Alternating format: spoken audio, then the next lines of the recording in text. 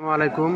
গ্রামের বাড়ির মেহমানিতে এত ছোট ছোট বাচ্চা আমি জীবনে কখনো দেখি নাই, এই প্রথমবার দেখেছি। আপনারা যদি দেখে থাকেন তাহলে নিশ্চয়ই কমেন্ট করে জানাবেন।